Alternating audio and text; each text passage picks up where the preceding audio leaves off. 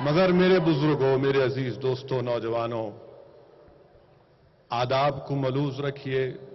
اللہ کے رسول صلی اللہ علیہ وسلم کے جشن ولادت کو منانے کے لیے آپ اور ہم یہاں پر جمع ہوئے ہیں۔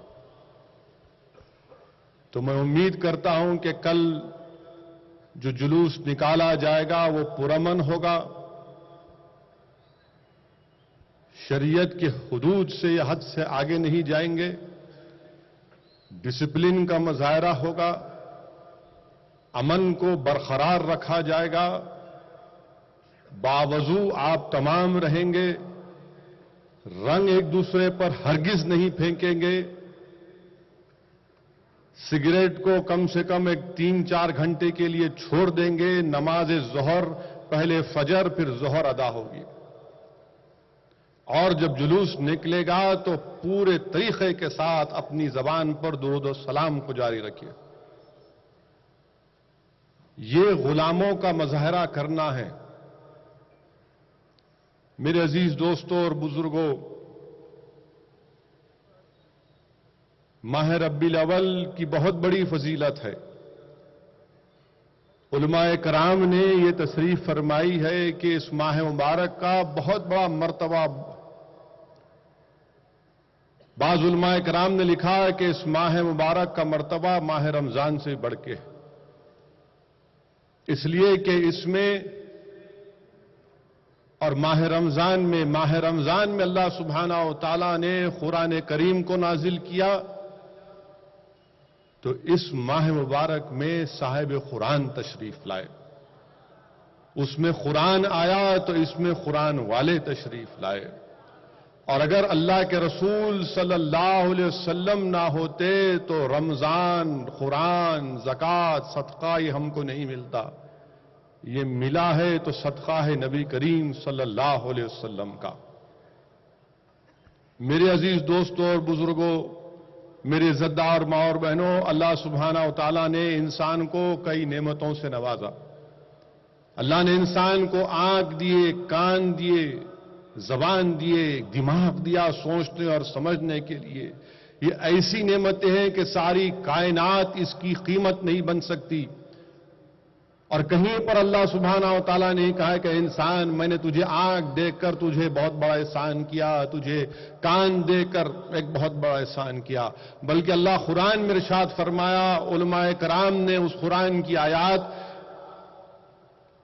کا ترجمہ اس طرح کیا کہ اللہ فرما رہا ہے قرآن میں کہ اگر تم میری نعمتوں کا شمار کرنا چاہو تو نہیں کر سکو گے، اور جب کائنات میں اپنے حبیب محمد مصطفیٰ صلی اللہ علیہ وسلم کو بھیجا تو اللہ سبحانہ و تعالیٰ قرآن کریم میں ارشاد فرماتا ہے، علماء کرام محدث اس آیات کا ترجمہ اس طرح سے کرتے ہیں کہ اللہ نے مومنوں پر ایک بہت بڑا احسان کیا اور ان میں ایک عظمت والے رسول کو بھیجا، تو معلوم ہوا کہ نعمت عظمیٰ ہے جس پر اللہ سبحانہ و تعالیٰ خود احسان جتلا رہا ہے۔ میرے عزیز دوستوں اور بزرگوں، علماء کرام نے اپنی کتابوں میں لکھا، رسول الدین اویسی نے علماء کرام کے صحبت میں بیٹھ کر ان کے پیروں کے پاس بیٹھ کر سنا کہ ابو القاسم سہیلی رحمت اللہ علیہ نے ارشاد فرمایا کہ شیطان کو جب ملعون قرار دیا گیا تو چیخ مارا اور رویا، جب شیطان کو ملعون قرار دے کر اس کو نیچے ڈھکیل دیا گیا تو ابلیس رویا، پکارا، اور جب رسول اللہ صلی اللہ علیہ وسلم کی ولادت ہوئی تو شیطان پکارا، خوب پکارا اور رویا، اور جب سورہ فاتحہ کو نازل کیا گیا تو شیطان خوب پکارا اور خوب رویا۔ میرے عزیز دوستوں اور بزرگوں، جشن رحمت اللہ عالمین یا عید میلاد النبی منانا، حضرت شاہ ولی اللہ محدث دہلوی اپنی کتاب در ثمین میں اپنے والد شاہ عبد الرحیم رحمت اللہ علیہ کا واقعہ لکھتے ہیں کہ ہر سال شاہ عبد الرحیم رحمت اللہ علیہ ماہ ربیع الاول میں جشن ولادت نبی صلی اللہ علیہ وسلم مناتے تھے، کھانا پکاتے تھے اور غرباؤں میں تقسیم کرتے تھے۔ ایک مرتبہ شاہ عبد الرحیم رحمت اللہ علیہ کے پاس پیسے نہیں تھے، صرف 2 آنے تھے، تو آپ نے برکت کے حصول کے لیے بھنے ہوئے چنے خریدے اور غریبوں میں اس کو بانٹ دیا. تو رات میں شاہ عبد الرحیم رحمت اللہ علیہ خواب میں اللہ کے رسول صلی اللہ علیہ وسلم کا دیدار کرتے ہیں اور اللہ کے رسول صلی اللہ علیہ وسلم کے سامنے میز پر بھنے ہوئے چنے رکھے ہوئے ہیں اور رحمت اللہ علیہ ارشاد فرما رہے ہیں کہ عبد الرحیم تو نے اس بھنے ہوئے چنے کو غریبوں میں بانٹ کر بہت بڑا اچھا کام کیا. میرے عزیز دوستوں اور بزرگوں، وہیں پر رفالہ ہفت مسئلہ میں حاجی امداد اللہ مہاجر مکی رحمت اللہ علیہ لکھتے ہیں کہ غریب عید میلاد النبی کو مناتا ہے. اور اگر آپ بخاری شریف کی حدیث کو پڑھیں گے جس میں ابو لہب کے پاس صوبیہ نامی کام کرنے والی خاتون آ کر کہتی ہے کہ تمہارے بھائی کے گھر میں ایک بچہ پیدا ہوا ہے، یعنی محمد بن عبداللہ صلی اللہ علیہ وسلم. تو ابو لہب خوشی کے عالم میں انگلی سے اشارہ کر کے کہتا ہے کہ جا صوبیہ میں تجھے آزاد کرتا ہوں آج کہ میرے بھائی کے گھر میں ایک بچہ پیدا ہوا ہے صلی اللہ علیہ وسلم. اور جب ابو لہب اس دنیا سے گیا، جہنم رسید ہوا، تو بخاری کی حدیث ہے کہ حضرت عباس اس کو خواب میں دیکھتے ہیں اور پوچھتے ہیں کہ کیا معاملہ ہوا تم سے؟ تو کہتا ہے کہ بڑے مشکل میں ہوں جہنم میں، صرف ایک ہی مرتبہ مجھے راحت ملتی ہے، جب پیر کا دن آتا ہے تو میں جس انگلی سے اشارہ کر کے رسول اللہ صلی اللہ علیہ وسلم کی آمد پر خوشی میں صوبیہ کو جو آزاد کیا تھا، اس دن میں اس انگلی کو اگر اپنے منہ میں ڈالتا ہوں تو میری پیاس بجھ جاتی ہے. تو ابو لہب محمد بن عبداللہ کی آمد پر جشن منا رہا تھا، اور ہم اور ساری کائنات میں محمد صلی اللہ علیہ وسلم کی آمد کا جشن منا رہے ہیں. تو یقیناً اللہ سبحانہ و تعالی ہماری یہاں پر آمد پر برکت دے گا اور ہم تمام کے بیٹھنے کو قبول کرے گا انشاءاللہ تعالی. میرے عزیز دوستوں اور بزرگوں، اللہ کے رسول صلی اللہ علیہ وسلم کے تعلق سے واقعات میں آیا کہ علماء کرام نے لکھا، یا اسد الدین اویسی کی زبان سے نہیں بلکہ علماء کرام کی کتابوں میں میں نے پڑھا کہ حضرت ابو بکر صدیق رضی اللہ تعالیٰ عنہ جب یمن کو گئے تو یمن میں آپ کی ایک ملاقات ایک ضعیف شخص سے ہوئی، جس نے آپ سے پوچھا کہ کیا آپ مکہ سے آئے ہیں؟ تو آپ نے کہا ہاں میں مکہ سے آیا ہوں. اس ضعیف شخص سے پوچھا کہ کیا آپ کے پاس محمد یا احمد صلی اللہ علیہ وسلم نے نبوت کا اعلان کیا؟ تو آپ نے کہا میں نہیں جانتا. پھر اس ضعیف شخص نے کہا کہ آپ کے جسم پر آپ کے پیٹ کے بازو ایک تل ہے، تل کا نشان ہے، مجھے دکھائیے. صدیق اکبر نے کہا اور دیکھا تو کہا کہ ہاں یہ ہے نشان. تو اس ضعیف شخص نے کہا کہ ابو بکر صدیق جب آپ مکہ جائیں گے تو یہ میرے اشعار جو میں اللہ کے رسول صلی اللہ علیہ وسلم کے نام پر 12 اشعار پڑھے ہیں، آپ محمد مصطفیٰ صلی اللہ علیہ وسلم کو یہ اشعار ان کے حوالے کر دینا. ابو بکر صدیق رضی اللہ تعالیٰ عنہ مکہ گئے، واپس گئے، جا کر پوچھا کیا ہے، کیا ہوا؟ تو معلوم ہوا کہ اللہ کے رسول صلی اللہ علیہ وسلم نے نبوت کا رسالت کا اعلان کیا. آپ محمد مصطفیٰ صلی اللہ علیہ وسلم کے پاس جا کر رسول اللہ صلی اللہ علیہ وسلم سے پوچھتے ہیں، ملاقات کرتے ہیں، تو اللہ کے رسول صلی اللہ علیہ وسلم کہتے ہیں کہ وہ کہ صدیق دین کو قبول کرو، اسلام کو قبول کرو، ایک اللہ کی عبادت کرو اور جنت کو حاصل کرو. حضرت ابوبکر صدیق پوچھتے ہیں کہ اس کی صداقت کیا ہے؟ اللہ کے رسول صلی اللہ علیہ وسلم ارشاد فرماتے ہیں کہ ابوبکر، جو ضعیف شخص سے یمن میں ملاقات ہوئی تھی نا، مکہ میں بیٹھے ہوئے آقا محمد مصطفیٰ صلی اللہ علیہ وسلم اور کہہ رہے ہیں یمن میں تمہاری ایک ضعیف شخص سے ملاقات ہوئی تھی. تو صدیق اکبر کہتے ہیں کہ میں نے کئی ضعیف شخص سے ملا، تو بولے نہیں، اس شخص کی میں بات کر رہا ہوں جو تم کو میرے تعلق سے 12 اشعار پڑھ کر تم کو دیا، اور اللہ کے رسول صلی اللہ علیہ وسلم وہ پورے 12 اشعار پڑھ دیتے ہیں۔ تو معلوم ہوا علم غیب۔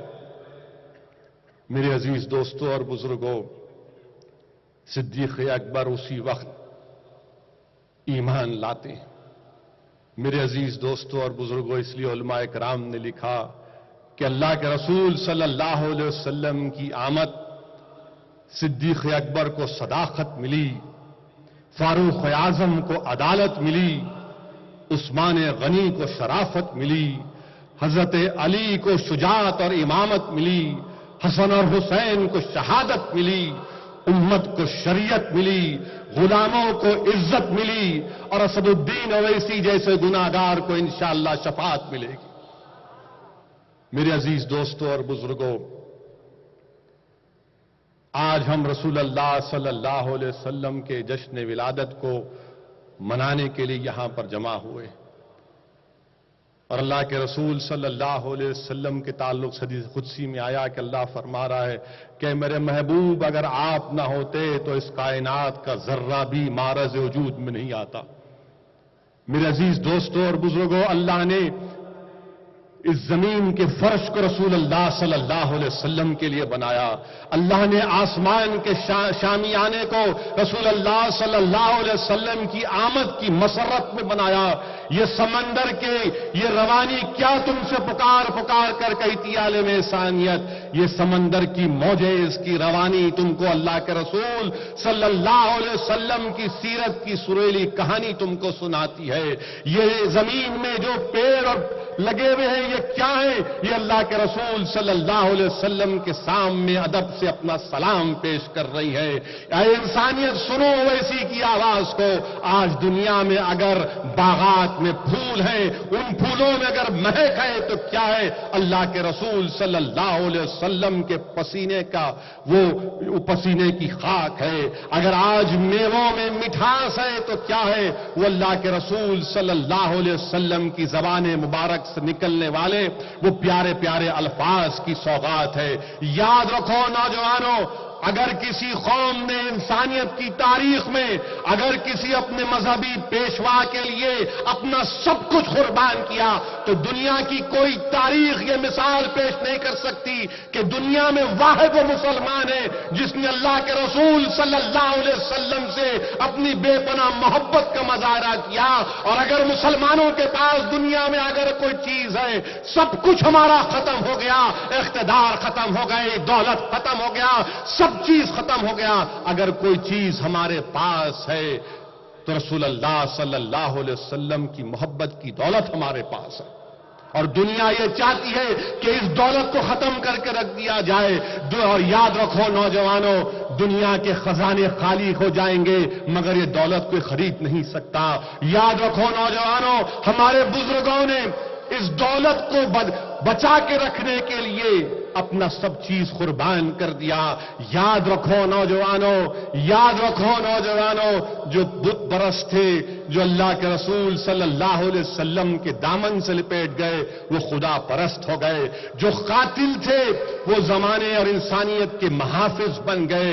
جن کے پاس دولت پر بڑا غرور تھا وہ رسول اللہ صلی اللہ علیہ وسلم کے جب دامن سے لپیٹ گئے تو اپنی ساری دولت کو لٹانا اپنے لیے ذریعہ نجات سمجھتے تھے۔ جو تخت نشین تھے آقا کے دامن سے وابستہ ہو گئے، قدموں سے وابستہ ہو گئے، تو کہا تخت و تاج کی ضرورت نہیں ہے، رسول اللہ صلی اللہ علیہ وسلم کے قدموں کے پاس ہم بیٹھ جائیں گے۔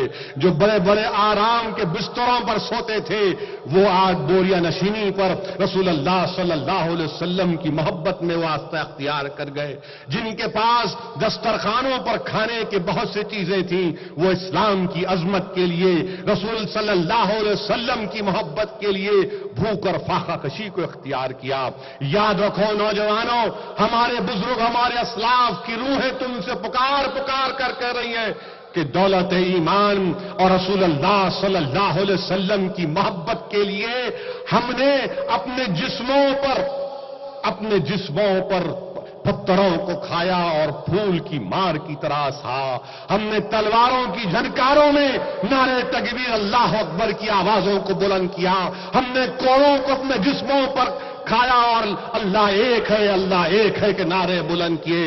اسلاف کی روحیں تم سے پکار پکار کر کہہ رہی ہے نوجوانوں کہ ہم کو قید و بند کی صحبتیں برداشت کرنا پڑا، مگر قید کی چار دیواریوں نے ہمارے ہمت اور حوصلے کو ختم نہیں کیا.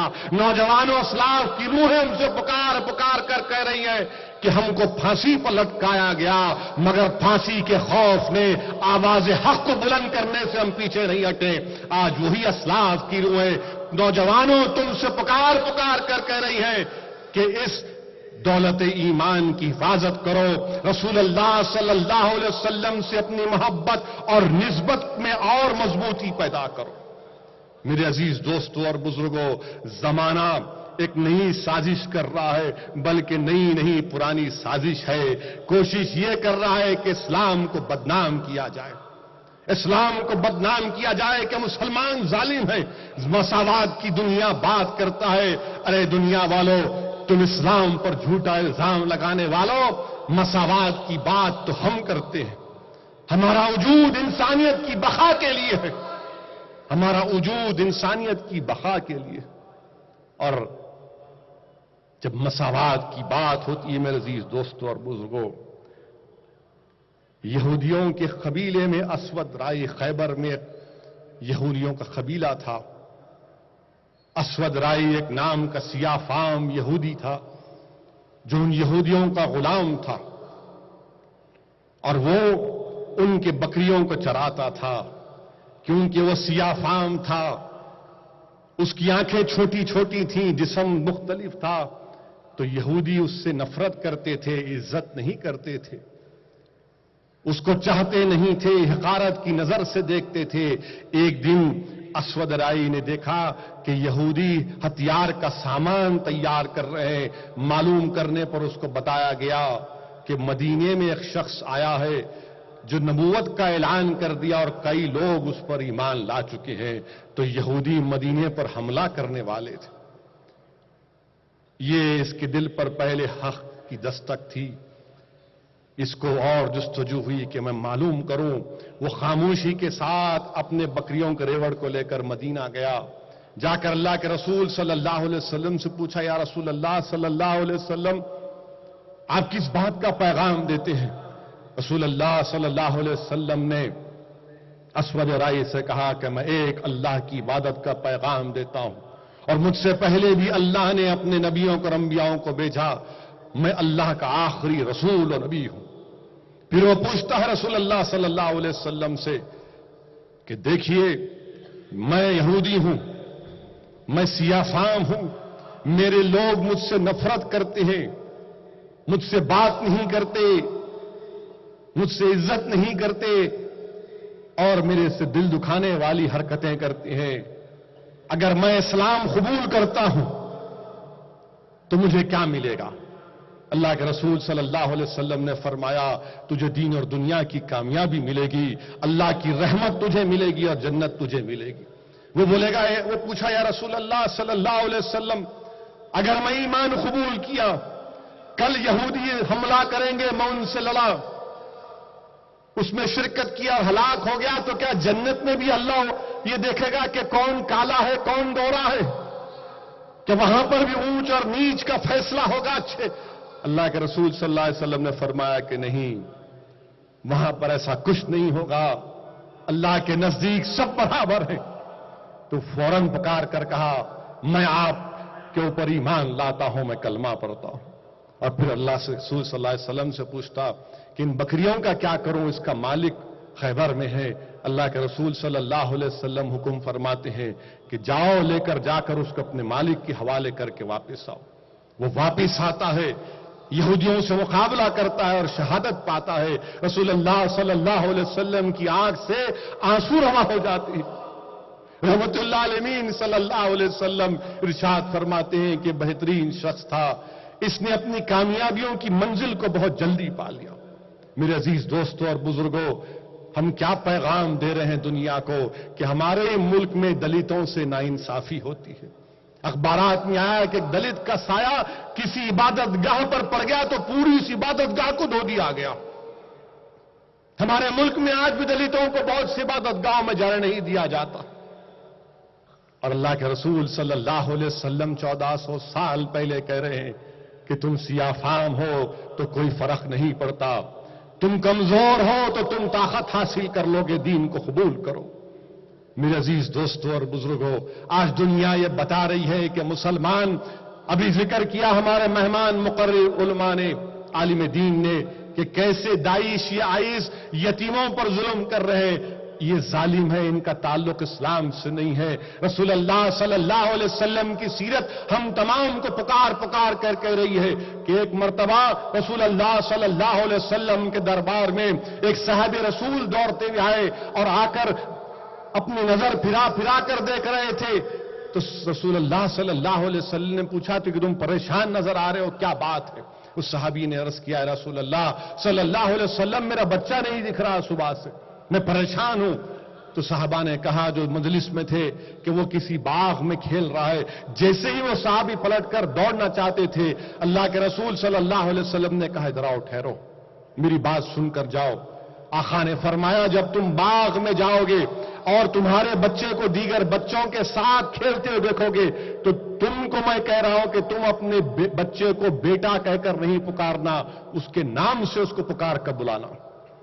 وہ جاتے ہیں، اپنے بچے کو دیکھ کر خوش ہوتے ہیں، اس کا نام پکار کر، جو اس کو واپس اللہ کے رسول صلی اللہ علیہ وسلم کے پاس آتے ہیں اور پوچھتے ہیں رسول اللہ صلی اللہ علیہ وسلم آپ نے کیوں ایسا کہا؟ اللہ کے رسول صلی اللہ علیہ وسلم نے کیا جواب دیا؟ سنو جو ہم پر کہتے ہیں کہ ہم یتیموں پر ظلم کر رہے ہیں۔ رحمت اللہ علیہ صلی اللہ علیہ وسلم نے کہا کہ اس باغ میں بہت سے بچے یتیم تھے، اور میں نہیں چاہتا تھا کہ جب تم پکارو گے میرا بیٹا تو ان یتیم بچوں کا دل نہ دکھے۔ یہ اللہ کے رسول صلی اللہ علیہ وسلم کی تعلیمات ہے۔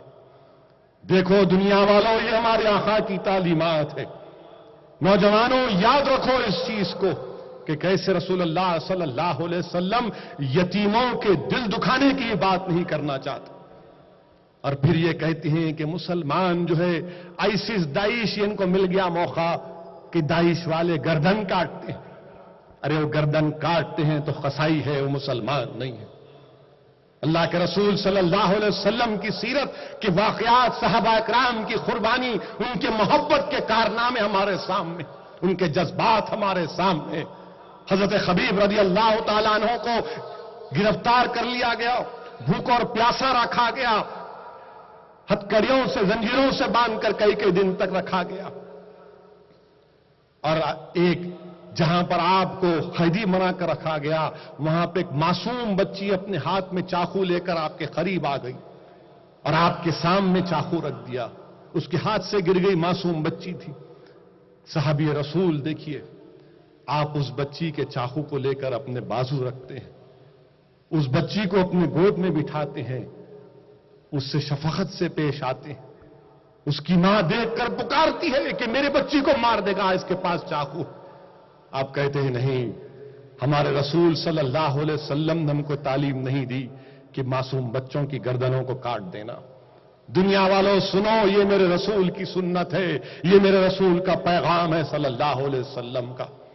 اور میرے عزیز دوستوں اور بزرگوں، نوجوانوں، محبت کیا ہے؟ بہت سے نوجوان جوانی کے جوش میں محبت نہیں جانتے۔ محبت اور عشق ایک قلبی عمل ہے نوجوانوں، محبت اور عشق ایک قلبی عمل ہے، اور محبت کے کیا ریکوائرمنٹ ہے، محبت کیا مطالبہ کرتی ہے؟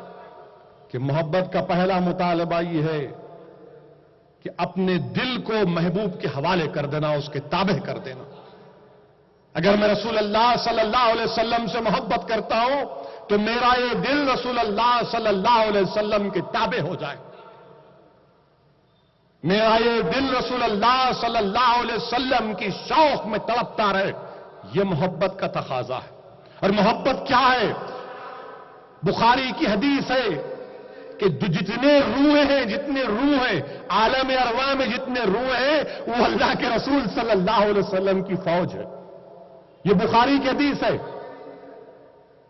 اگر میں یہ بات کہوں گا تو ہمارے سنگ پریوار کے لوگ بولیں گے پھر گھر واپسی کی بات کر رہے ہو. ہمارا ایمان ہے، ہماری ماننے آپ مت مانو. میرے آقا نے فرمایا، بخاری شریف کی حدیث ہے کہ سارے روحیں جو ہوتی ہیں وہ رسول اللہ صلی اللہ علیہ وسلم کی فوج ہیں. یعنی روح جسم میں جانے سے پہلے اس میں محبت اللہ پیدا کر دیتا. تو نوجوانوں، اگر تم رسول اللہ صلی اللہ علیہ وسلم سے محبت کرتے ہو تو اپنے دل کو رسول اللہ صلی اللہ علیہ وسلم کے تابع کرو.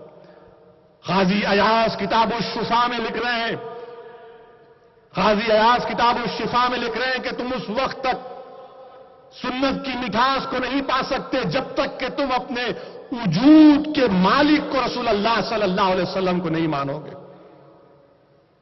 میرے عزیز دوستوں اور بزرگوں، علماء کرام نے لکھا، بلکہ قاضی سلمان منصور پوری نے لکھا کہ حاتم طائی بہت بڑا شخص تھا. حاتم طائی کو لوگ اس کی ذات سے جانتے تھے یا اس کی سخاوت صفات سے جانتے تھے. لوگ اس کے محبت کیوں کرتے تھے؟ اس کی ذات سے نہیں بلکہ اس کی سخاوت سے محبت کرتے. مگر یاد رکھو نوجوانوں، دنیا میں ایک ہی شخصیت ہے، وہ ہے محمد مصطفیٰ صلی اللہ علیہ وسلم. دنیا میں ایک ہی شخصیت ہے جس کی ذات سے دنیا محبت کرتی، جس کے اوصاف سے دنیا محبت کرتی، جس کی زبان سے دنیا محبت کرتی، جس کی سنت سے دنیا محبت کرتی، جس کی آل سے دنیا محبت کرتی، جس کے صحابہ سے دنیا محبت کرتی.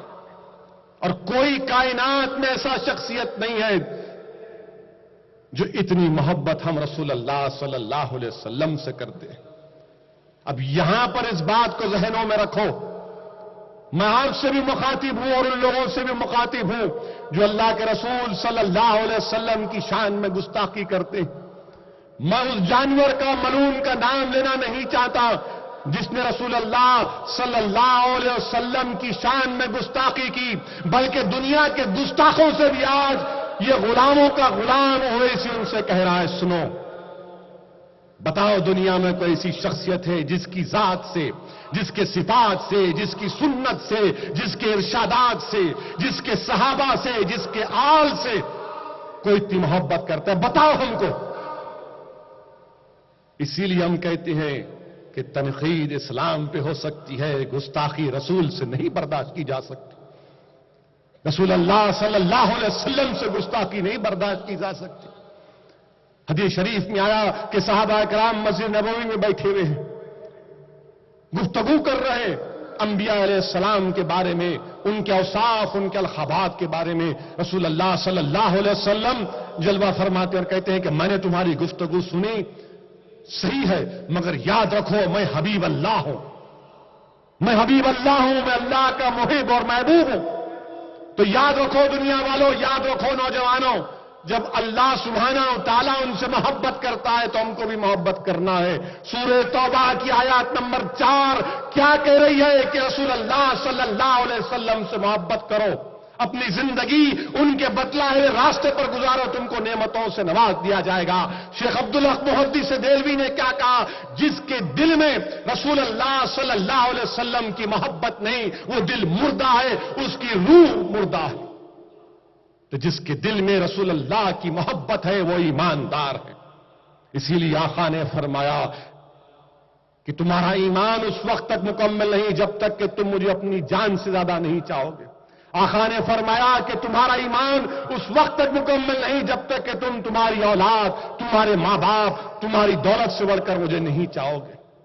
اور اللہ کے رسول صلی اللہ علیہ وسلم نے، بخاری کی حدیث ہے، رسول اللہ انس رضی اللہ تعالیٰ عنہ سے روایت ہے کہ آقا نے فرمایا کہ جس کے پاس 3 ایسی خصلتیں ہوں گی وہ ایمان کی حلاوت کو پائے گا. ایک وہ شخص جو اللہ اور رسول کو تمام چیزوں سے زیادہ چاہتا ہے. دوسرا، وہ اگر کسی سے محبت کرتا ہے تو صرف اللہ کے لیے کرتا ہے. اگر اسد الدین اویسی تم محبت کرتے، یا اگر میں تم سے محبت کرتا ہوں الحمدللہ، تو صرف اللہ کے لیے کرتا ہوں. میں تم سے اگر محبت کرتا ہوں تو صرف اللہ کے لیے کرتا ہوں. یہ دارالسلام کی سرزمین، یہ بلند عمارتیں تم کو پکار پکار کر کہے مسلمانوں کہ ان عمارتوں کا بنانے والے صلاح الدین اویسی اور عبد الواحد اویسی اور وہ تمام مرحوم قائدین نے ان عمارتوں کو بنایا تو اللہ کی محبت کے لیے بنایا. الیکشن جیتنے کے لیے نہیں بنایا، اللہ کی محبت کے لیے بنایا. رسول اللہ صلی اللہ علیہ وسلم کی محبت کے لیے بنایا. اگر اسرا ہاسپٹل میں 500 روپے میں اگر کسی غریب کا بلا لحاظ مذہب ملت ڈائلسس ہوتا ہے تو اللہ کے لیے کام کیا جا رہا ہے، الیکشن کے لیے نہیں کیا جا رہا ہے. اگر کم پیسوں میں اسرا میں اویسی میں علاج ہوتا ہے تو اللہ کے لیے کیا جا رہا ہے، سیاسی اغراض و مقاصد کے لیے نہیں کیا جا رہا ہے. اگر اکبر الدین اویسی کو جسموں پر گولیاں ماری گئیں، چاقوں سے حملہ کیا گیا، اگر ہم نے بدلہ نہیں لیا اسی طریقے سے کیونکہ اللہ کے اوپر ہم نے چھوڑ دیا. میرے عزیز دوستوں اور بزرگوں، اگر اکبر الدین اویسی تعلیمی اداروں کو چلا رہے ہیں تو اپنی سیاسی شہرت کے لیے نہیں بلکہ اللہ کے لیے. اور یہی حدیث شریف حضرت انس رضی اللہ تعالیٰ عنہ جب فرط محبت اور مسرت سے جذباتی ہو جاتے تو پکار کر کہتے ہیں کہ حشر کے میدان میں جب اللہ کے رسول صلی اللہ علیہ وسلم کو دیکھوں گا تو پکار کر کہوں گا یا رسول اللہ غلام حاضر ہے. اللہ کرے کہ اسد الدین اویسی کو بھی یہ موقع ملے، ہم تمام کو اللہ موقع دے کہ ہم تمام کے تمام حشر کے میدان میں ہوں اور ہم پکار کر کہیں یا رسول اللہ ہم آپ کے غلام ہیں، نظر کرم کیجیے. میرے عزیز دوستوں اور بزرگوں، ان باتوں کو بیان کرنا بے حد ضروری ہے کہ دنیا کو سمجھانا ضروری ہے کہ کوئی اللہ کے رسول صلی اللہ علیہ وسلم کی شان میں گستاخی نہیں کر سکتا. ہاں اسلام پر کرٹیسائز کرو مگر بلاسفمی الگ بات ہے، کرٹیسزم الگ بات ہے. اور صحیح کہا مفتی خلیل احمد صاحب نے کہ جو رسول اللہ صلی اللہ علیہ وسلم کی شان میں گستاخی کرتا ہے وہ ولد الحرام ہے. یہ میں نہیں کہہ رہا ہوں، ابھی آپ مفتی صاحب سے سنے، ورنہ ٹی وی چینل والے کل چلائیں گے، بڑکاؤ بھاشن دیے تھے انہوں، اس کو حرام ولد الحرام بولے تو ہندی میں اس کا کوئی ترجمہ کر دیں گے، انگریزی میں کیا کیا بول دیں گے. مفتی صاحب نے کہا، بلکہ مفتی صاحب نے قرآن کو سامنے رکھ کر کہا کہ قرآن کی روشنی میں کہا کہ ولید بن مغیرہ تھا جو اللہ کے رسول صلی اللہ علیہ وسلم کی شان میں گستاخی کرتا تھا، تو قرآن میں اللہ نے فرمایا کہ اس کے 10 عیب ہیں، 10 عیب گنوا دیے،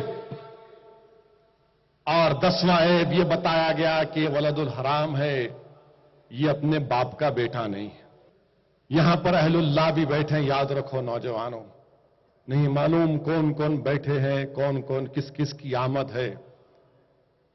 ہماری جسمانی آنکھوں میں اتنی طاقت نہیں ہے کہ جہاں پر رسول اللہ صلی اللہ علیہ وسلم کا ذکر ہوتا وہاں پر کون کون آ جاتے. یہ ہماری خوش قسمتی ہے.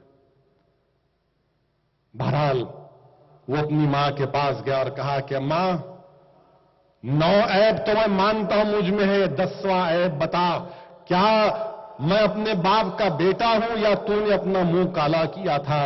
تو ماں نے کہا سن میرے بیٹے، ہاں میں نے کسی ایک غیر آدمی کے پاس جا کر اپنا منہ کالا کیا تھا، تو ولد الحرام ہے. تو جو اتر پردیش میں رسول اللہ صلی اللہ علیہ وسلم کی شان میں گستاخی کیا وہ ولد الحرام ہے. کیا ہے وہ؟ تو زور سے بولیے. اور پھر اس کا انجام کیا ہوا؟ شواہد النبوہ پڑھو کتاب، پڑھنے کا ٹائم ملا تو خرید کے پڑھو. اس میں لکھا گیا کہ اللہ کے رسول صلی اللہ علیہ وسلم کعبۃ اللہ شریف کے سامنے کھڑے، یہ ولید بن مغیرہ طواف کر رہا ہے، اللہ کے رسول صلی اللہ علیہ وسلم دیکھتے ہیں، آقا دو عالم صلی اللہ علیہ وسلم، اس کے تمام تکالیف، اس کے تمام جملے یاد آتے ہیں۔ اللہ سبحانہ و تعالیٰ جبریل امین کو بھیجتا ہے۔ جبریل امین رسول اللہ صلی اللہ علیہ وسلم کے بازو آ کر کھڑے ہو جاتے ہیں اور ولید بن مغیرہ کی طرف نظر کرتے ہیں۔ اس کے جسم پر ایک نشان زخم تھا جو سوکھ چکا تھا، برسوں پہلے ہوا تھا۔ اس حضرت جبرائیل کی ایک نظر اس کے زخم کو کھول دیتی ہے اور وہیں خون بہتا ہے، وہیں پر مر جاتا۔ یہ گستاخوں کی سزا، یہ گستاخوں کا انجام۔ کعب بن اشرف کا تم کو معلوم نوجوانوں کیا ہوا تھا؟ کعب بن اشرف رسول اللہ صلی اللہ علیہ وسلم کی شان میں گستاخی ہمیشہ۔ یاد رکھو مسلمانوں، ناموس رسالت کے ساتھ مسئلہ ہے۔ یاد رکھو دنیا والوں، فریڈم آف سپیچ کی تم بات کرتے ہو، میں بھی مانتا ہوں فریڈم آف سپیچ اور ایکسپریشن، مگر بلاسفمی فریڈم آف سپیچ نہیں ہو سکتی۔ بلاسفمی فریڈم آف سپیچ نہیں بن سکتی۔ اسی لیے ہمارے پاس 295 153 آئی پی سی ہے، 19 آرٹیکل 19 جی ہے۔ عزیز دوستوں اور بزرگوں، رسول اللہ صلی اللہ علیہ وسلم کو حکم دیا گیا کہ کعب بن اشرف کا کام تمام کیجیے۔ سورہ نساء کی آیات نمبر 5 پڑھو نوجوانوں۔ اللہ کے رسول صلی اللہ علیہ وسلم نے ارشاد فرمایا، ہے کوئی جو کعب بن اشرف کا کام تمام کرے؟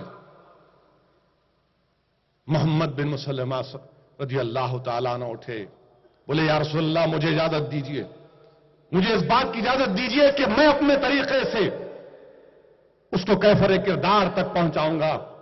رسول اللہ صلی اللہ علیہ وسلم نے ان کو اجازت دی۔ وہ کعب بن اشرف سے دوستی کیے، خوب دوستی کیے، اور جب پروگرام بن گیا کہ آج کعب کا کام فائنل ہونے والا ہے، اگر حیدرآباد کی زبان میں کہوں تو اس کی وکٹ اڑانے کا جب ٹائم آیا تو اس کو رات کے اندھیرے میں بلایا گیا، پکارا گیا۔ تو کعب جب اٹھ کر جا رہا تھا، اپنی بیوی نے کہا کہ پکارنے والے کی آواز میں مکاری کی آواز آ رہی ہے، مت جاؤ، اس میں شر ہے۔ کعب نے کہا نہیں، یہ میرے دوست ہیں، میں جانتا ہوں۔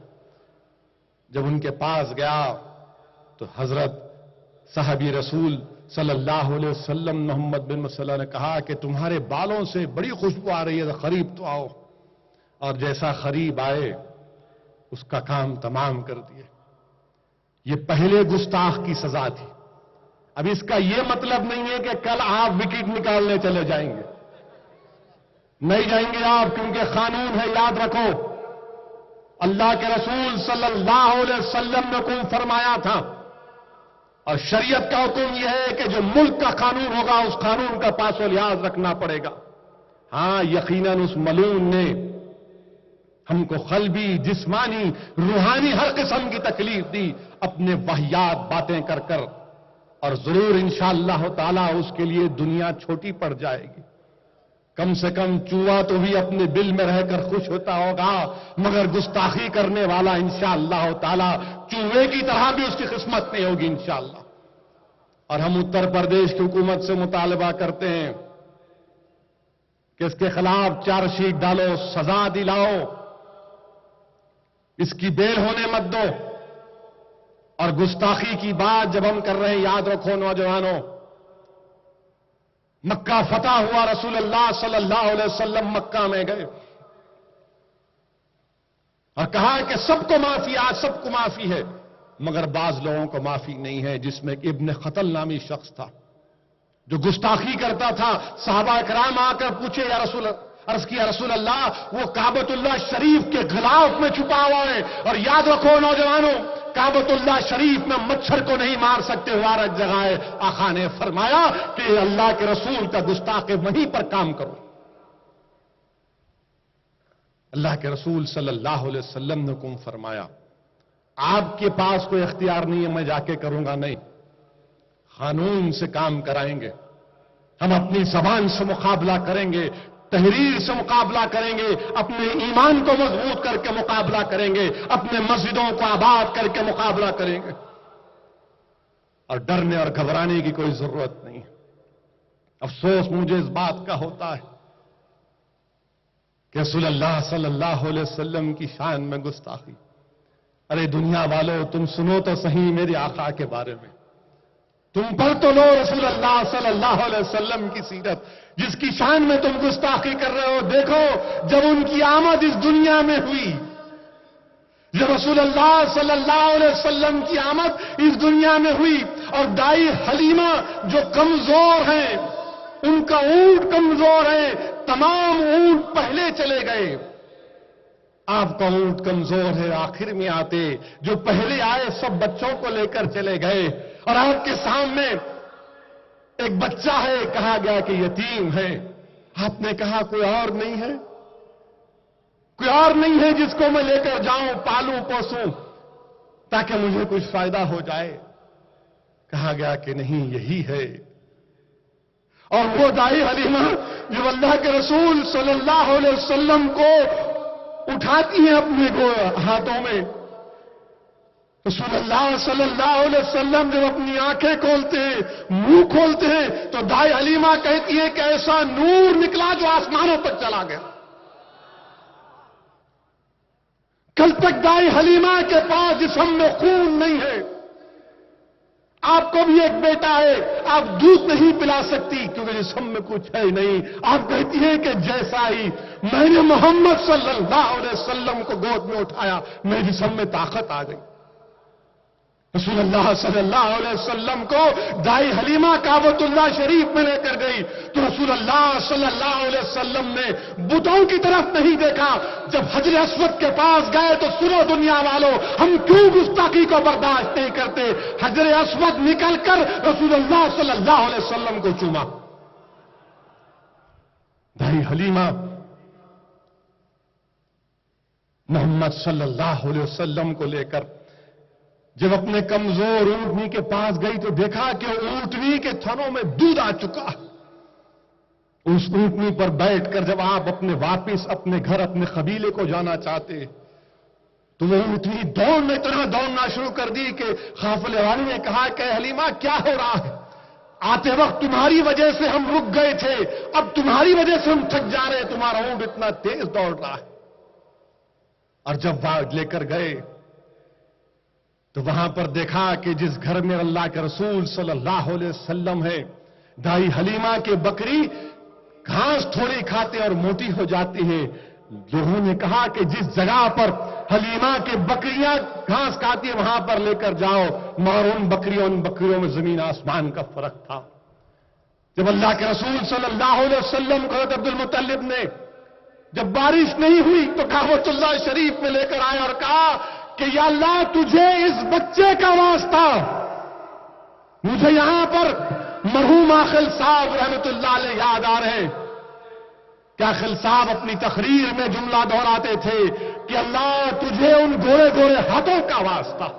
اور بارش اسی وقت نازل ہوئی، کتابوں میں لکھا گیا.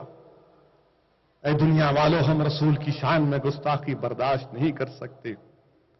جس نے انسانیت کو محبت کا ایک پیغام دیا اور جو رسول اللہ صلی اللہ علیہ وسلم کے ماننے والے ہیں، رحمت اللہ عالمین کے ماننے والے ہیں، وہ دہشت گرد نہیں ہو سکتے. دنیا والوں، اللہ کے رسول صلی اللہ علیہ وسلم کی گستاخی ہم برداشت نہیں کر سکتے کہ تکالیف اٹھانی پڑی، اونٹ کی اجری ڈال دی گئی، کیا کیا نہیں کیا گیا. میرے آقا محمد مصطفیٰ صلی اللہ علیہ وسلم بھوک اور پیاس کی شدت کو برداشت کرتے تھے، پیٹ پر ایک نہیں دو پتھر باندھ لیتے تھے. اللہ کے رسول صلی اللہ علیہ وسلم کو پتھروں کی بارش کا سامنا کرنا پڑا، اپنے خون میں غسل کرنا پڑا. رسول اللہ صلی اللہ علیہ وسلم نے اپنے دندان مبارک کو شہید کیا اس کے میدان میں. اب خدا کی قسم ہم تم کو اس بات کی اجازت نہیں دیتے کہ تم ہمارے رسول کی دولت ہم سے چھین لو. یہ محبتی تو ہمارے پاس ہے اور ہم اپنی جانوں کو قربان کر کے اس کی حفاظت کریں گے. واقعات میں ہے نوجوانوں کہ اللہ کے رسول صلی اللہ علیہ وسلم پردہ فرمانے سے پہلے تکلیف میں تھے. اور رسول اللہ صلی اللہ علیہ وسلم صحابہ اکرام سے کہہ رہے تھے کہ نماز پڑھو. پردہ فرمانے سے پہلے پیر کا دن تھا، حدیث شریف میں آیا کہ پردہ ہٹا کر جب اللہ کے رسول صلی اللہ علیہ وسلم نے دیکھا کہ صدیق اکبر با جماعت نماز پڑھا رہے ہیں اور صحابہ ایک صف میں نماز پڑھ رہے ہیں، تو رسول اللہ صلی اللہ علیہ وسلم پردہ فرمانے سے پہلے سر میں درد ہے، آپ مسکراتے ہیں.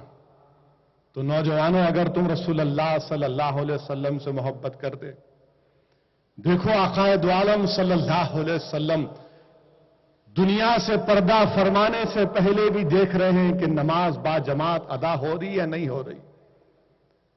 اگر تمہارے دلوں میں رسول اللہ صلی اللہ علیہ وسلم کی محبت ہے نوجوانوں، تو تم کل سے بلکہ آج ہی سے فجر کی نماز کو تم با جماعت ادا کرو گے.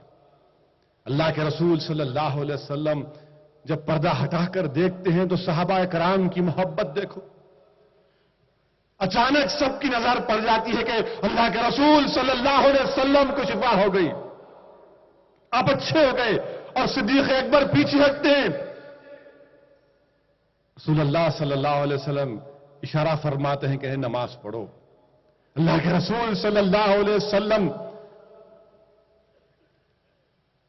بی بی عائشہ امت کی ماں کے گھر پر ہیں. جبریل امی آتے ہیں، بلکہ اس سے پہلے بی بی فاطمہ تشریف لاتی ہیں، اور اللہ کے رسول صلی اللہ علیہ وسلم ان سے کچھ کہتے ہیں قریب بلا کر. شہزادی جنت رسول اللہ صلی اللہ علیہ وسلم کی بات سن کر رونا شروع کر دیتی ہے. بی بی فاطمہ رونا شروع کر دیتی ہیں. اللہ کے رسول صلی اللہ علیہ وسلم پھر اشارے سے قریب بلاتے ہیں. بی بی فاطمہ مسکراتی ہیں. امت کی ماں حضرت عائشہ صدیقہ پوچھتی ہے کہ آپ ابھی روئے اور مسکرائی، کیا بات ہے؟ وہ کہتی ہیں کہ راز کی بات ہے، ابھی نہیں بتا سکتے. رسول اللہ صلی اللہ علیہ وسلم کے پردہ فرمانے کے بعد وہ عرض کرتی ہیں کہ ہاں بتا سکتی ہوں. پہلے اللہ کے رسول صلی اللہ علیہ وسلم نے مجھ سے کہا کہ ہر سال ایک مرتبہ جبریل امی آتے تھے، قرآن پڑھاتے تھے، میں قرآن پڑھتا تھا. اس بار وہ 2 مرتبہ ہوا. اب میرا وقت آ چکا ہے، اب میں جا رہا ہوں، دنیا سے پردہ فرما رہے ہیں. بی بی فاطمہ روتی ہیں، اور پھر اللہ کے رسول صلی اللہ علیہ وسلم ان سے کہتے ہیں کہ تم سب سے پہلے میرے ساتھ آؤ گی اور تم جنت میں شہزادی ہوگی تمام خواتین خاتون. وہ مسکراتی ہیں. جبریل امی آ کر جبریل امی رسول اللہ صلی اللہ علیہ وسلم کے پاس آتے، دنیا والوں سنو ہم کیوں گستاخی برداشت نہیں کرتے. جب رسول اللہ صلی اللہ علیہ وسلم کے پاس جبریل امی آتے تو دستک دیتے، یا رسول اللہ حاضر ہوں یا اندر آؤں، سید الملائکہ ہیں. اب کی بار جب آتے ہیں اور کہتے ہیں یا رسول اللہ صلی اللہ علیہ وسلم ملک الموت آئے ہیں یا رسول اللہ صلی اللہ علیہ وسلم، اور اللہ یہ جاننا چاہتا ہے کہ آپ دنیا میں رہنا چاہتے ہیں یا پھر آپ دنیا سے پردہ فرمانا چاہتے ہیں. اللہ کے رسول صلی اللہ علیہ وسلم رسول اللہ ارشاد فرماتے ہیں کہ ملک الموت کو اجازت ہے آؤ. جو ملک الموت اللہ کے رسول صلی اللہ علیہ وسلم کی جسم اتھر سے روح کو نکالتے ہیں، اللہ کے رسول صلی اللہ علیہ وسلم ارشاد فرماتے ہیں کہ ملک الموت ذرا آرام سے آرام سے. رسول اللہ صلی اللہ علیہ وسلم کے بازو جو پانی کا پیالہ ہے اس میں انگلیاں ڈبو کر اپنے پیشانی کو لگاتے ہیں، اور پیشانی سے جو پسینہ نکلتا ہے علماء کرام نے لکھا کہ وہ موتیوں کی لڑی تھی، وہ موتیوں کی لڑی تھی. اللہ سبحانہ و تعالیٰ فرشتوں کو بھیجاتا ہے کہ میرے محبوب کا ارشاد یہ ہے، بتاؤ ان کو کہ جو یہ تکلیف ہو رہی ہے، ایک روایت میں آیا کہ 20 درجے کم کرتی گئی، ایک روایت میں آیا کہ 70 درجے کم کرتی گئی. اور پھر علماء نے لکھا کہ جب کسی انسان کی روح نکالی جاتی ہے اس پر اتنی تکلیف ہوتی ہے کہ ایسا تکلیف ہوتی ہے کہ کسی کو تلوار سے آپ جسم پر ضرب مارتے ہیں. ایک معمولی سوئی چبھتی ہے تو ہم اللہ بول کے پکارتے ہیں، اماں کو یاد کرتے ہیں. یہاں تلوار کی مار پڑتی. جب اللہ کے رسول صلی اللہ علیہ وسلم یہ سنتے ہیں تو زبان مبارک سے دعا کرتے ہیں، یا اللہ جتنی تکلیف دینا ہے مجھے دے دے، میری امت کو مت دے۔ اے دنیا والوں، ہم گستاخ کو برداشت نہیں کر سکتے۔ میرے آقا نے تکلیف اٹھائی اس دین کے لیے۔ ارے سنو دنیا والوں، اگر اسدالدین اویسی نے اللہ کو جانا تو محمد صلی اللہ علیہ وسلم کی وجہ سے اللہ کو جانا اور اللہ کہا۔ میرے عزیز دوستوں اور بزرگوں، دنیا کو بتانا پڑے گا۔ ہم بتائیں گے دنیا کو، بغیر مروب ہوئے، بغیر ڈرے اور خوف کا شکار ہوئے، گستاخی کو ہم برداشت نہیں کر سکتے۔ اللہ کے رسول صلی اللہ علیہ وسلم سے محبت یہی ہے میرے عزیز دوستوں، نوجوانوں، کہ اپنی جان سے بڑھ کر، اپنے مال سے بڑھ کر، اپنے دولت سے بڑھ کر، اپنے خوبصورت گاڑی یا موٹر سائیکل سے بڑھ کر، اپنے آپ سے بڑھ کر، اپنے ماں باپ سے بڑھ کر، اپنے بیوی اور اولاد سے بڑھ کر رسول اللہ صلی اللہ علیہ وسلم کو جب چاہیں گے تو ہمارا ایمان مکمل ہوا۔ اور دنیا کو یہ بات سمجھنا پڑے گا، اور اگر دنیا یہ سمجھ رہی ہے کہ بولتے جائیں گے تو یاد رکھو یہ غلط ہے، یہ صحیح نہیں ہے۔ اور ہم دنیا کو بتانا چاہ رہے ہیں کہ امریکہ میں ڈونلڈ ٹرمپ بولتا ہے کہ امریکہ میں مسلمان کو آنے نہیں دیں گے۔ انہیں کیا ڈونلڈ ڈک ہے؟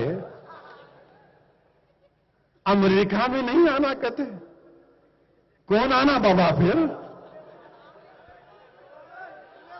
امریکہ نہیں آنا کہتے، ڈونلڈ ٹرمپ بول رہے امریکہ میں مسلمان نہیں آنا، یا انہوں بول رہے گوشت کھانا ہے تو پاکستان جانا کہتے۔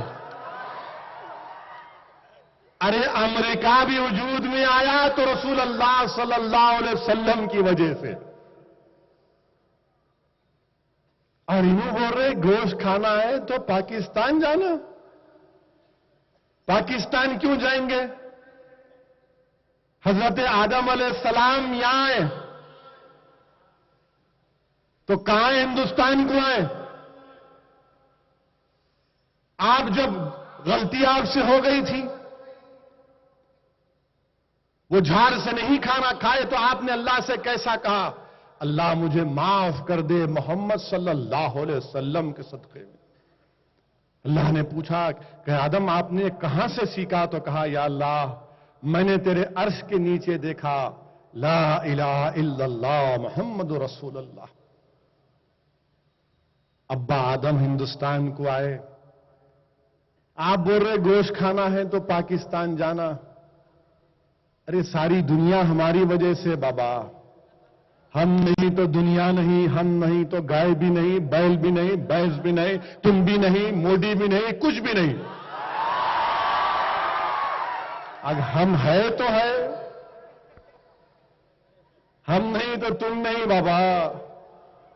نہیں یہاں رہنا ہے تو یہ نہیں کھانا، وہ نہیں کرنا،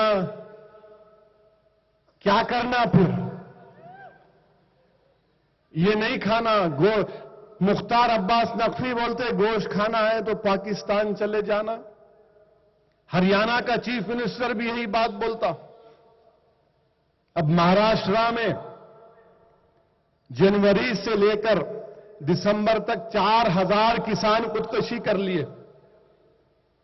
کیا کرنا ان کے بارے میں؟ اب وہ بیچارے اپنا جانور بھی نہیں بیچ سکتے۔ اب ان کے پاس گائے ہے، بیل ہے، کھانے کو کھانا نہیں ہے، پوری فصل برباد ہو گئی، پوری فصل سوکھ گئی، زمین میں پانی نہیں ہے، وہ کم سے کم جانور بیچ کر زندگی گزار سکتا۔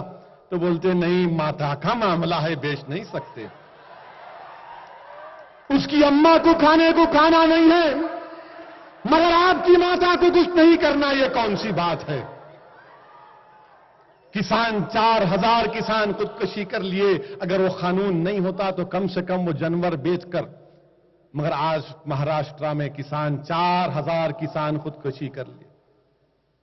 کون ذمہ دار ہے اس کا؟ یہ انسانیت ہے؟ 4000 کسان خودکشی کر لیے، تلنگانہ میں کر لیے، مدھیہ پردیش میں کر لیے، راجستھان میں کر لیے، کرناٹکا میں کر لیے۔ چلو ہم تم کو نسخہ بتاتے ہیں، وہی نسخہ جو ہم نے عاقل صاحب کی قیادت میں کیا تھا، نماز استسقاء کا اہتمام کیا تھا، اور ہم نے دعا کی تھی اللہ سے گڑ گڑا کر، آؤ دعا کرو انشاءاللہ تعالی۔ میں آپ سے بھی گزارش کر رہا ہوں کہ ہمارے ملک میں بہت بڑا قحط چل رہا ہے، ہمارے ملک میں اتنا بڑا قحط چل رہا ہے کہ کبھی تاریخ میں اتنا بڑا ڈاؤٹ نہیں آیا، بلکہ حد تو یہ ہو گئی کہ افسوس ہوتا ہے اس ملائم سنگھ پر۔ 75ویں سالگرہ کے لیے ملائم سنگھ جو ہے 15 کروڑ روپے خرچہ کر رہے ہیں، اپنی برتھ ڈے منا رہے ہیں، اور بندیل کھنڈ میں کسان گھاس کی روٹی کھا رہا ہے۔ ملائم سنگھ، اگر تمہارے منہ میں گھاس کی روٹی ڈال دی جائے کیک کے بدلے تو تم بیمار نہیں پڑو گے کیا ملائم سنگھ؟ مگر نہیں، بندیل کھنڈ کا غریب گھاس کی روٹی کھاتا ہے تو اقتدار کی کرسیوں پر بیٹھنے والے ظالم لوگ اپنی 75ویں سالگرہ کے لیے کیک کاٹتے ہیں۔ افسوس افسوس تم پر کہ تمہارے دلوں میں انسانیت ختم ہو کر رہ گئی۔ گھاس کی روٹی کھا رہے ہیں بندیل کھنڈ میں لوگ، گھاس کی روٹی کھا رہے ہیں، کسی کو فکر نہیں ہے۔ میرے عزیز دوستو، دعا کرنے کی ضرورت ہے۔ جو اہل دل ہیں، جو بزرگ ہیں، ان تمام سے جا کر بولو کہ دعا کریے کہ ہمارے ملک میں خوب بارش ہو جائے، نفع بخش بارش ہو۔ یہ چنئی یا سری نگر کی طرح بارش نہیں ہونا ہمارے کو، اتنی بارش ہو جائے کہ ہمارے تالاب، ہمارے ساگر اس تمام بھر جائیں۔ میرے عزیز دوستو اور بزرگوں، یہ ہمارے ملک کا حال ہے کہ غریب مر رہا ہے، کسان مر رہا ہے، مگر اقتدار کی کرسیوں پر بیٹھنے والوں کو فکر نہیں ہے۔ ہمارے پرائم منسٹر کے بارے میں تو کیا بولنا، پارلیمنٹ سیشن ہوا تو آ کے بیٹھے، ہم بولے بہت احسان کیا آپ بیٹھے۔ ابھی معلوم ہوا روس کو چلے گئے، رشیا چلے گئے پرائم منسٹر۔ آج اخبار میں، کسی اخبار میں کارٹون آیا، میں اخبار والوں کو بول رہا ہوں یہ بھڑکاؤ بھاشن بول کے چلانا نہیں۔ اخبار کا کارٹون یہ تھا کہ پرائم منسٹر ایک سوٹ پہنے ہوئے ہیں، ٹائی نہیں ہے، پینٹ کا جو پینچا ہے زیادہ اٹھا ہوا ہے، لکڑی ہے، لکڑی کے اوپر ایک بوریا بنا ہوا ہے، اس کے اوپر رشیا لکھا ہوا ہے۔ سامنے دو لوگ کھڑے ہوئے ہیں، کہہ رہے ہیں آوارہ ہوں۔ یہ میں نہیں بول رہا ہوں بھائی، ورنہ کل کیس بک کر دیں گے۔ یہ بھائیوں کی عادت ہے ہمیشہ بولتے رہنا، میں نہیں بول رہا ہوں، انہوں بول رہے آوارہ ہوں۔ کارٹون ہے، کارٹون ہے، آپ دیکھو جا کے، اخبار میں آیا کارٹون ہے، ایسا لکڑی رکھے ہوئے ہے، کیا ہے نہیں معلوم میرے کو، آوارہ کا مطلب نہیں معلوم۔ انصاری صاحب پاشا قادری جانتے ہوں گے، کیونکہ دونوں بھی جو ہے بڑے بڑے شخصیتوں کے ساتھ بہت قریب رہے، ایک عاقل صاحب کے ساتھ، ایک سالار کے ساتھ۔ کیا پرائم منسٹر صاحب آپ روس کو چلے گئے؟ آپ ہندوستان کو آئے تو بڑی خوشی ہوتی ہم کو، ہمارا پرائم منسٹر آیا۔ روس کو چلے گئے، اور پھر یہ تنازع چل رہا ہے بمبئی میں کسی تھیٹر میں، مسلم فیملی چلے گئی، پکچر دیکھنے گئے، کئی کو دیکھتے نہیں معلوم، بس دیکھنے گئے، اب کیا کرتے گئے، اب کیا کریں گے؟ تو خیر ان کو تھیٹر میں ایک جنا گنا مانا ہوا، بیچاری وہ نہیں اٹھے، لگا تم مسلمان رہ کے نہیں اٹھے، تم جنا گنا منا کی توہین کرے، تم ٹیررسٹ ہو، تم اینٹی نیشنل ہو، تم ہندوستان کے غدار ہو، تم فلاں ہو فلاں ہو فلاں ہو، بھگا دیا ان کو وہاں سے، ویڈیو لے کے ڈال بھی دیے یوٹیوب پہ۔ اب کیا ہوا معلوم آپ کو؟ یہ اللہ کا نظام بھی ہے۔ پرائم منسٹر روس کے ایئرپورٹ پہ اترے، مسٹر متروں، پرائم منسٹر روس کے ایئرپورٹ پہ اترے تو ہر ملک کے سربراہ کو وہاں کی فوج سلامی دیتی، سلامی دی، آپ سلامی لیے، اور بینڈ شروع ہو گیا، جنا گنا منا، نیشنل اینتھم، ہمارے پرائم منسٹر چلنا شروع کر دیے. اب کیا بولیں گے آپ ان کو؟ کیا کریں گے آر ایس ایس کی خاکی چڈی پہن کے ہم کو غدار کہنے والوں؟ بتاؤ تم اب کیا بولو گے؟ ہماری ایک بہن، ہمارا ایک بھائی، ہماری ایک ضعیف عورت کو تم نے تھیٹر سے گالیاں دے کر غدار کہہ کر نکال کر بگایا کہ تم جن گن من میں نہیں اٹھے، اور ہمارا وزیر اعظم، تمہارا وزیر اعظم جن گن من ہو رہا تو چل رہا انہیں. اب کیا بولیں گے آپ؟ تو بولیں گے نہیں ذرا جیٹ لیگ تھا، 10-12 گھنٹے کا سفر تھا متروں، تھک گئے تھے متروں. تو میرے دوستوں، غلطی سب سے ہوتی ہے. میں نہیں بولتا تھا، مگر ہماری بچی پہ ہوا، ہمارے بھائی پہ ہوا تو لوگ بولیں گے اس کا جواب کہیں کو نہیں دیا حیدرآباد سے. تو جواب دینا ضروری تھا. یہیں جواب دیا جاتا ہے، دوسری جگہ نہیں جواب دیتے. دوسری جگہ سیکولرزم کا اسٹیمپ لگا ہوا ہے، مصلحت کا، بزدلی کا، دنیا داری کا، ریاکاری کا، جھوٹ کا، مکاری کا، فریب کا اسٹیمپ لگا ہوا ہے. یہاں پر اگر کوئی چیز ہے تو غلام بننے کی کوشش کی جا رہی ہے، غلامی کا حق ادا کرنے کی کوشش کی جا رہی ہے. اس لیے دنیا ہم کو بدنام کرتی ہے. مگر کب تک مسلمانوں پر شک کیا جائے گا؟ ہم نے اس وطن کو آزاد کیا. رواداری کی بات کرتے. میرے عزیز دوستوں اور بزرگوں، اب ایک نئی بات شروع ہوئی. بابری مسجد کی جگہ انہوں پتھراں لا رہے کہتے، پلراں لے کے آ رہے. ہم اتنے پلراں لائے کیا کریں گے لا کے؟ یاد رکھو، آر ایس ایس، سنگھ پریوار، وشوا ہندو پریشد، بجرنگ دل، موہن بھگوت، یہ خاکی چڈی پہن کر لٹ پھرانے والوں، سماجوادی پارٹی کے اقتدار کی کرسیوں پر بیٹھنے والوں، جو آدھے بی جے پی سے زیادہ تم فرقہ پرست ہو، اگر 6 دسمبر کی طرح ننگا ناچ ہوگا، سپریم کورٹ کا فیصلہ ہے، تم وہاں پر سپریم کورٹ کے فیصلے تک ایک چڑی بھی پر نہیں مار سکتی. تم آر ایس ایس کے ہوں گے، وشوا ہندو پریشد کے ہوں گے، جب تک سپریم کورٹ کا فیصلہ نہیں ہو جاتا تم کچھ بھی نہیں کر سکتے. ملائم سنگھ، تمہاری حکومت کا کام یہ تھا کہ تم ان پتھروں کو سیز کرتے، مقدمہ عائد کرتے. مگر نہیں، یہ نورا کشتی ہو رہی ہے. پتھر لائیں گے، کیا کریں گے لا کے؟ جب تک سپریم کورٹ کا فیصلہ نہیں ہوا کچھ نہیں کر سکتے آپ. نہیں، موہن بھگوت بولے میری زندگی میں بنائیں گے. کیوں؟ آپ کی زندگی سپریم کورٹ کی عظمت سے بڑھ کر ہے. آپ کی زندگی کہ ہماری مسجد سے بڑھ کر ہے. تمہاری زندگی کی اگر بات ہے تو میری زندگی بھی سامنے ہے. موہن بھگوت، ہندوستان کو اگر تم کیوں اقتدار ملا مسٹر مودی؟ آپ کو مندر بنانے کے لیے اقتدار ملا یا غریبوں کو سہولت پہنچانے کے لیے اقتدار ملا؟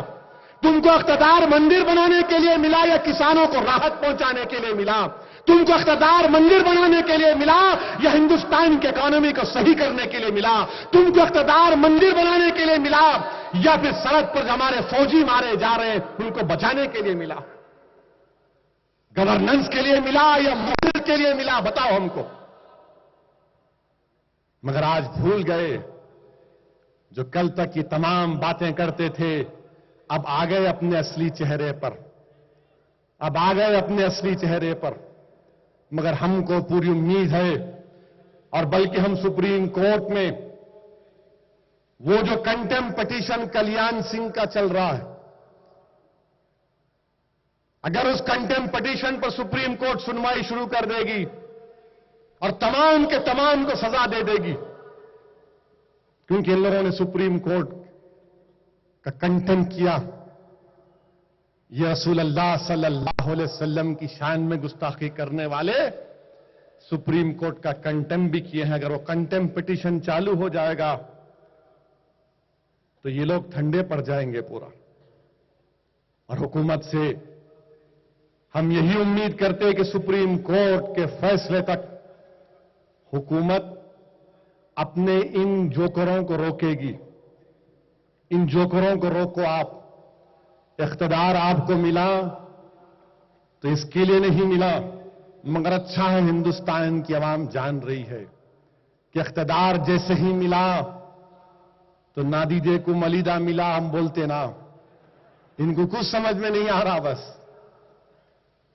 वहां पर पत्थर ला रहे, वो बनाएंगे, कैसा बनाएंगे आप? और फिर इसके साथ ही साथ हम क्या देखते हैं कि दहशतगर्दी की बात करते हैं, आईसीस आईसीस आईसीस आईसीस। अरे क्या करना है हमारे को दाइश से?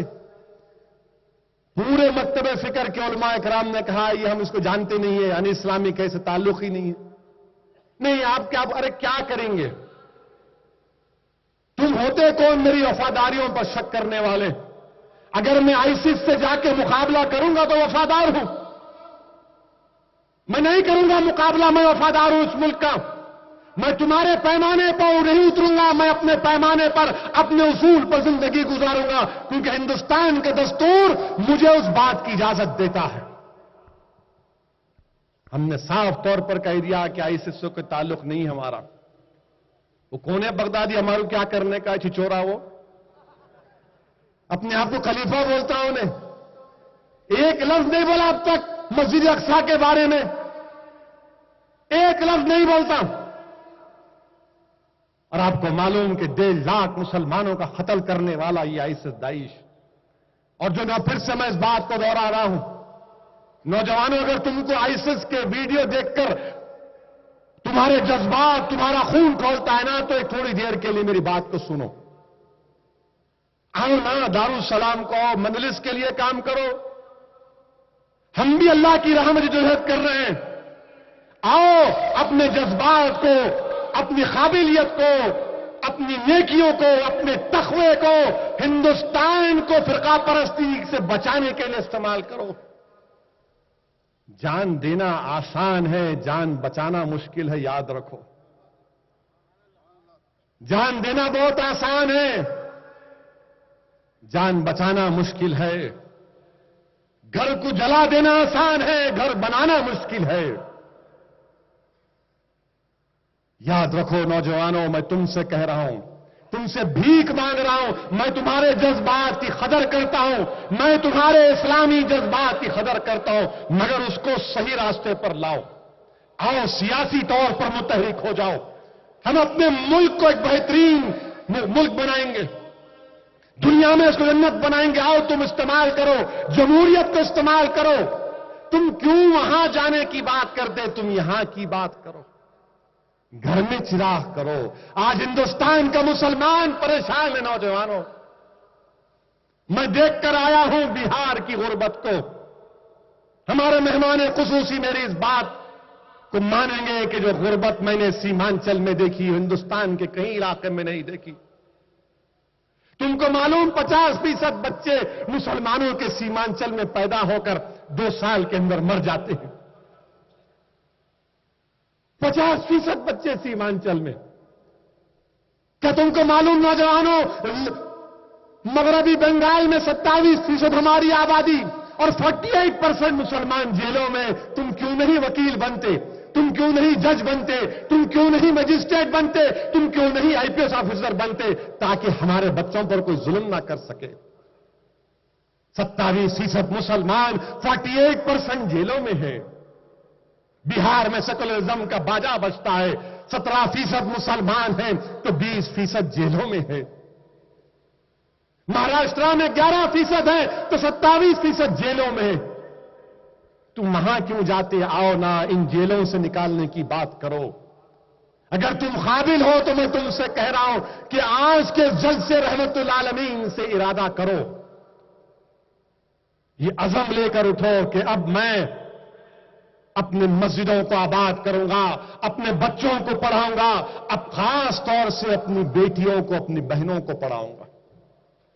अगर तुमको इतना जज्बा है, جان دینے کا تو کیا تم ایک کام کر سکتے ہو؟ ایک تو ارادہ کر لو کہ اب میں جہیز نہیں لوں گا. تم جان دینے کی بات کر رہے، میں تم سے کہہ رہا ہوں جہیز مت لو نوجوانوں، تمہاری بہنوں کی، ہمارے بہنوں کی شادیاں ہو جائیں گی. تم اسلام سے محبت کرتے نا، تو کیا جہیز لینا غیر اسلامی نہیں ہے؟ بتاؤ، سنت سے ثابت کرو مجھے کہ جہیز لینا سنت میں شامل ہے. نہیں ہے شامل، بلکہ علماء کرام نے کہا کہ اگر یہ جہیز، یہ جوڑے کی تم اگر بات کرتے تو رشوت ہے، رشوت ہے.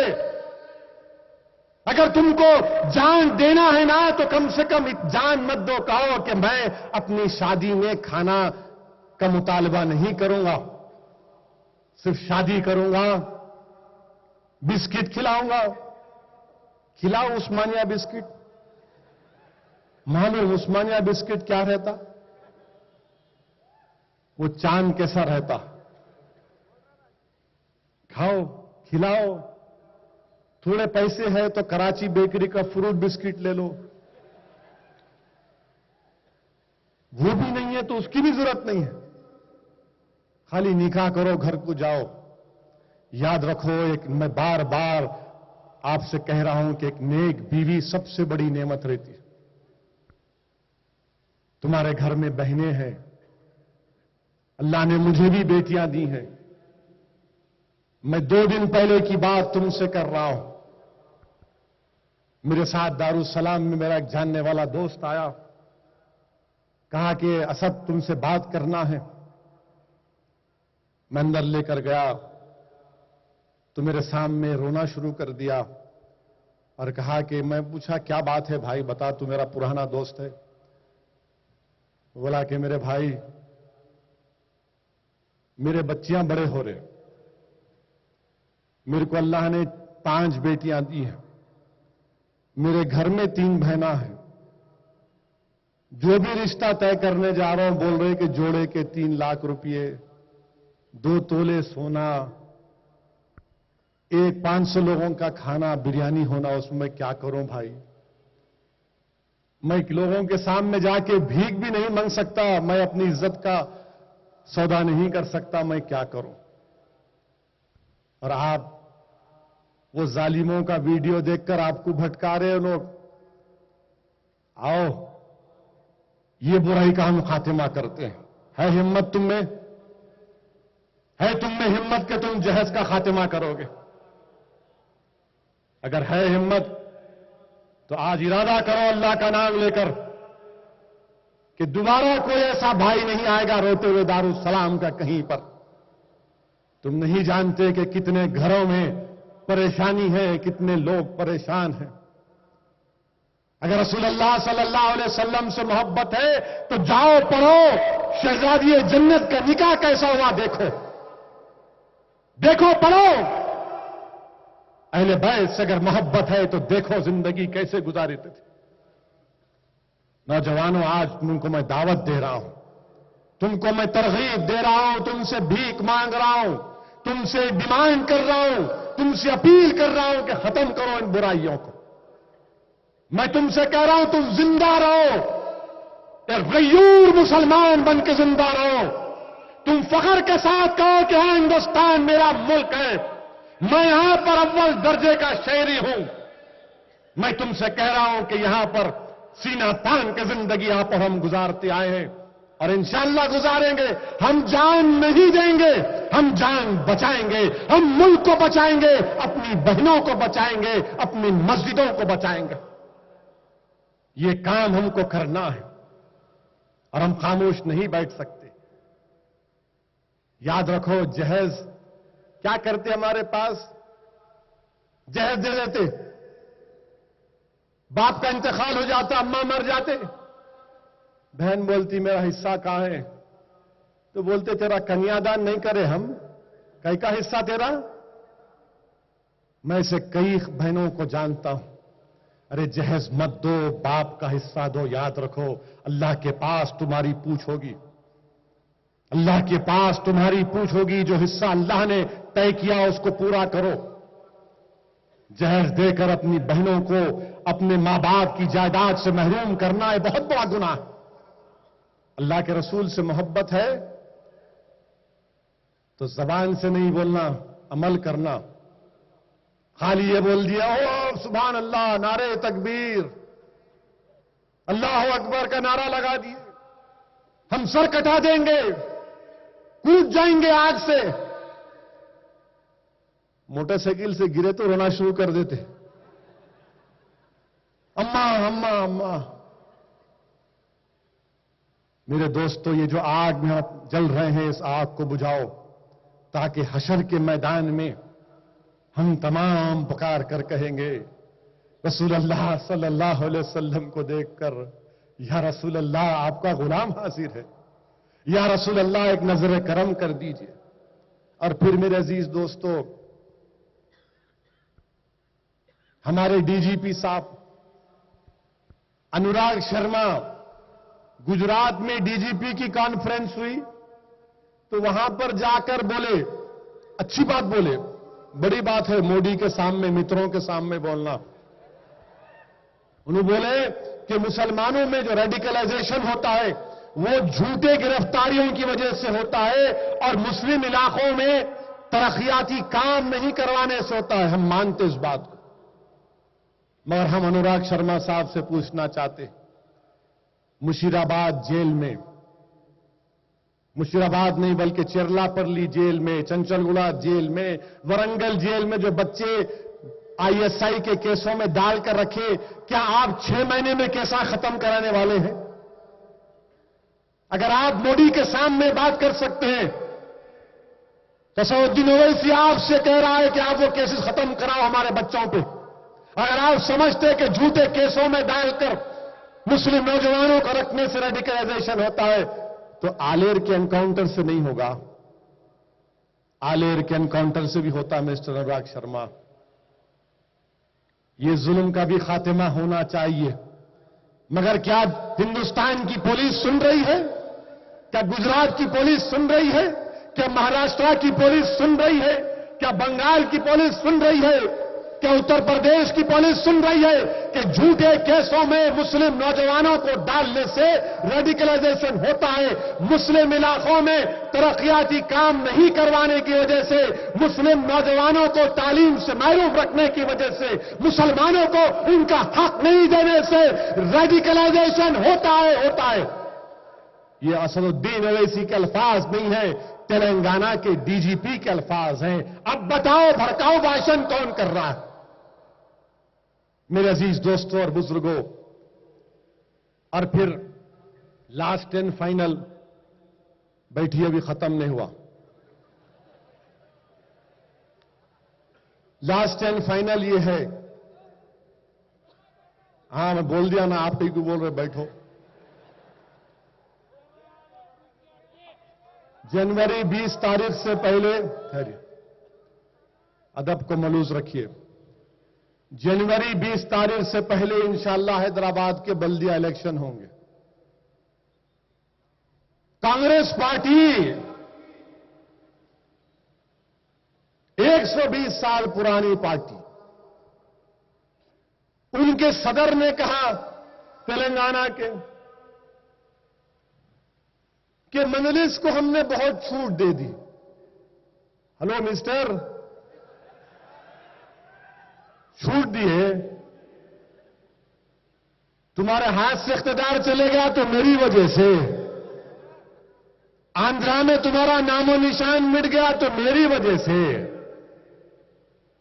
تمہارے پیروں سے زمین چلے گئی تو میری وجہ سے. تم چھوٹ دیے، میں تمہارا کوئی غلام ہوں؟ تم بھول گئے کہ یہی دارالسلام کی سرزمین تھی جس میں اندرا گاندھی کو آنا پڑا. یاد رکھو، غرور تکبر بند کرو. اور پھر بول رہے ہم مجلس کو ہرائیں گے. اچھی بات ہے، جمہوری حق ہے آپ کا، جو چاہے بولو آپ، کون روکتا آپ کو؟ کیسا ہرائیں گے آپ مجلس کو؟ جو لوگ اکبر الدین اویسی کے جسم میں 3 گولیاں مارے، 50 چاقو مارے، ان کے ظالموں کے گھر کو جا کر آپ بول رہے کہ مجلس کو ہرائیں گے؟ تم کیا حیدرآباد کو گنڈوں کے حوالے کرو گے؟ تم کیا حیدرآباد کو قاتلوں کے حوالے کرو گے؟ ارے کانگریس پارٹی، شرم آنی چاہیے تم کو کہ تم کو جانتے ہو کہ تمہاری پارٹی کے 2 وزیر اعظم تشدد کی وجہ سے مارے گئے، محترمہ اندرا گاندھی اور راجیو گاندھی، اور تم قاتلوں کی تائید کر رہے۔ انہوں حیدرآباد بچانے نکلے۔ انہوں آؤ، بنگلور میں بہت کرے تھے نا، بنگلور میں بلدیہ کا الیکشن ہوا، ایک جلسہ کرنے نہیں دیے۔ نہیں نہیں نہیں، علم بھایا نہیں کرنا، پد یاترا کریں گے نہیں کرنا۔ ہوٹل میں تھے، ہوٹل سے نکال دیا ہم کو۔ میں بولا بھائی 15 اگست کو جھنڈا، ترنگا، جن گن من، بولے وہ بھی نہیں۔ اب بول رہے حیدرآباد، آؤ حیدرآباد۔ بہار میں الیکشن ہوا تو نتیش کمار بولے بہاری کو ووٹ دو، بہاری کو ووٹ مت دو۔ اچھا، انہوں بولے تو صحیح۔ اب اسد الدین اویسی بول رہا حیدرآباد حیدرآبادیوں کا، اور میرے سے بڑھ کے کوئی حیدرآبادی نہیں ہے، تو ووٹ کس کو دیں گے؟ حیدرآبادی کو دیں گے، بہاری کو دیں گے؟ کس کو دیں گے آپ ووٹ؟ تو باہری کو نہیں، حیدرآبادی کو دینا۔ ٹھہرو، بیٹھو۔ حیدرآباد کا ان سے کیا تعلق؟ انہوں کا حیدرآباد، ہم حیدرآباد کے ہیں، یہاں پر ہماری تاریخ ہے۔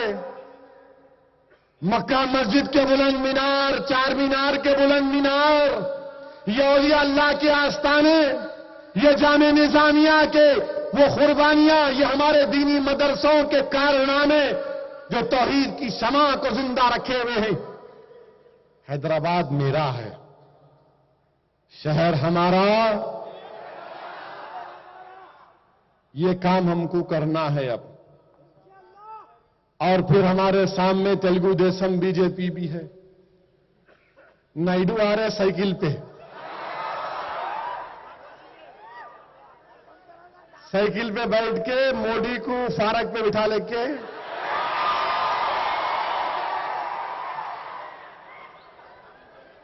اور موڈی بول رہے ٹھہرو نائیڈو صاحب ایک سیلفی لے لیں گے۔ کیا بات ہے، کیا بات ہے، مسٹر نائیڈو اور مسٹر موڈی نے سیلفی۔ بول رہے متروں دے دو ہم کو ووٹ، بھارت کو ایسا کرنا ہے۔ کسان خودکشی کر رہے، روس میں بیٹھے ہوئے ہیں، حیدرآباد کو آئیں گے۔ میرے عزیز دوستوں، بزرگوں، نوجوان ساتھیوں، ہم کو بتا رہے، ہم کو بول رہے منلز بہت آگے بڑھ گئی۔ انشاءاللہ تعالی ہم زندہ نہیں رہیں گے، یاد رکھو میری اس بات کو۔ میں نہیں رہوں گا، اکبر نہیں رہیں گے، بلالہ نہیں رہیں گے، پاشا قادری نہیں رہیں گے، ممتاز خان نہیں رہیں گے، سب ایک نہ ایک دن اس زمین کی غذا بنیں گے۔ مگر ہم جو کام کر رہے ہیں، اگر خدا نہ خواستہ ہماری زندگیوں میں فائدہ نہیں ہوا قوم اور ملت کو، تو آنے والی نسل تو ضرور فائدہ اٹھائے گی انشاءاللہ تعالی۔ اگر ہندوستان کی پارلیمنٹ میں مسلمان اور دلت کے صرف ان کے ووٹوں سے 35 سے 40 ایم پی جیت کر آ جائیں گے تو ہندوستان کی سیاست کا رخ بدل جائے گا۔ آج ہندوستان کو ضرورت ہے دلت اور مسلمانوں کے اتحاد کی، اور جب تک ہم زندہ رہیں گے ہم اس بات کو پھیلائیں گے، ہم اپنی جماعت کو مضبوط کریں گے انشاءاللہ تعالی۔ میں آج بہار میں کامیاب نہیں ہوا، کل ہوں گا انشاءاللہ تعالی۔